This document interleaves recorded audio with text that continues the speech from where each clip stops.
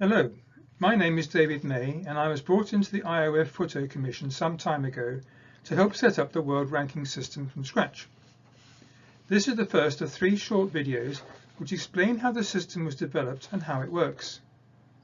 It focuses on the alternative schemes which were around at the time, explains the strengths and weaknesses of each one, and ultimately why something new needed to be developed to fit the brief.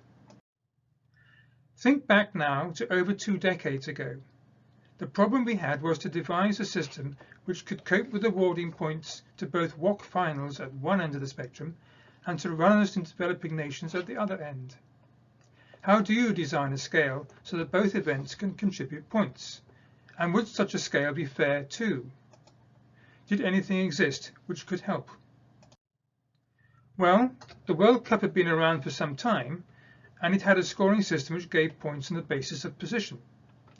The current system is shown, and you can see that the leading runners get big points bonuses, which is great for them, but unfair on those lower down.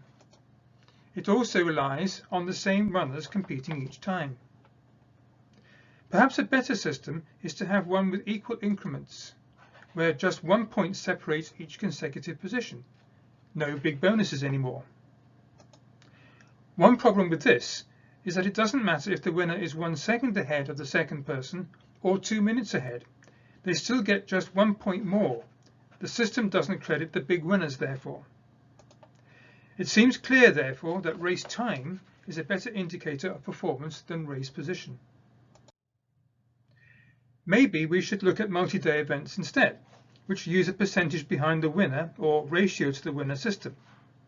Here, the course winner gets 1,000 points, and everyone else's points are set by this, using the ratio winner's time to runner time as the fraction of the winner's points awarded. If the runner takes double the winner's time, for example 100 minutes, when the winner takes 50 minutes, then the ratio is 1/2, and so 1/2 of 1,000 is 500, and 500 points scored. Because it's based on time, then race time is certainly taken into consideration.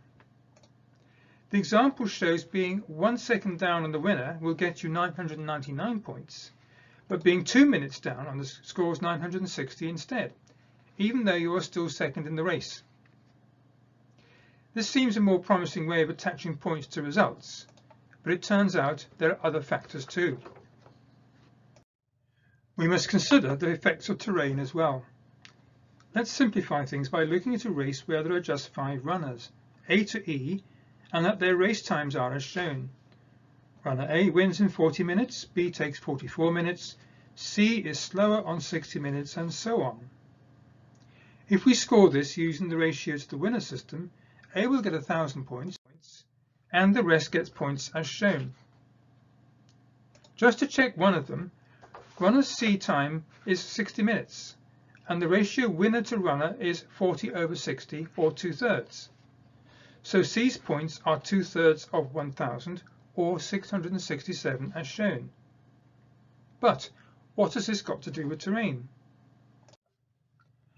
It's time for a thought experiment where we dream up a scenario to demonstrate the point. Let's suppose that the same 5 runners run a new race on the next day.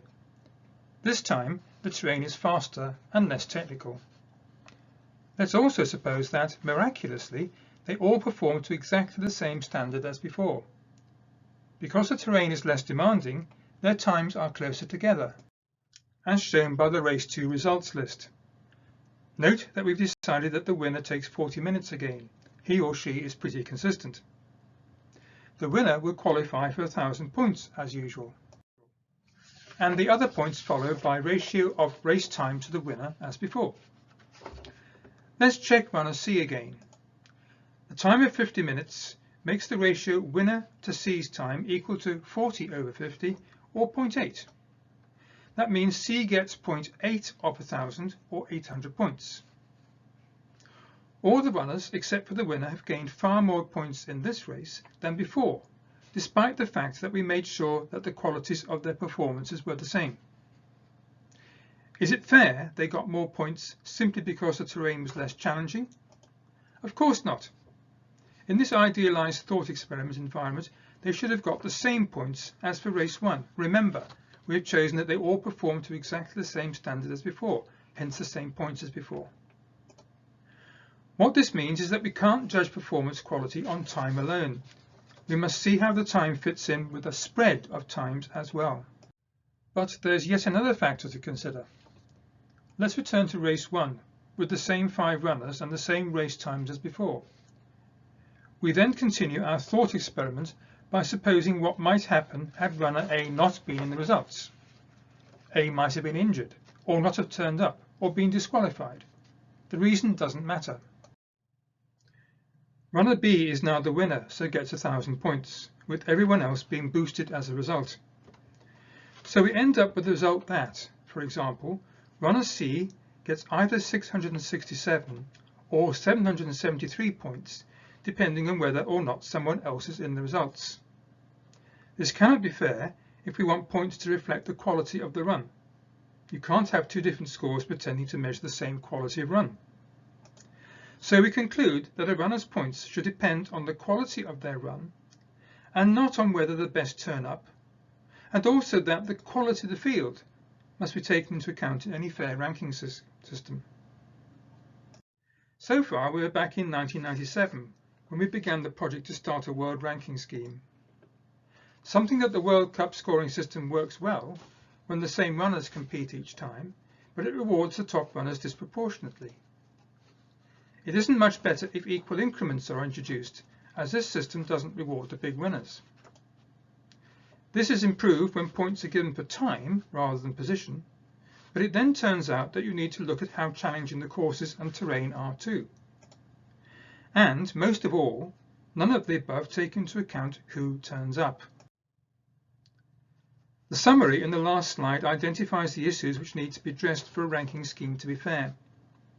And part 2 in this series of videos explains exactly how the current process answers these criteria.